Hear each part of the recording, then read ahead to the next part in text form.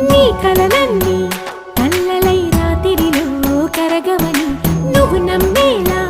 ఎదురుగా నిలిచేనే కన్యామణి నీకోసమని గగనమే భువిపైకి దిగి వచ్చినని ఆ రూపాన్ని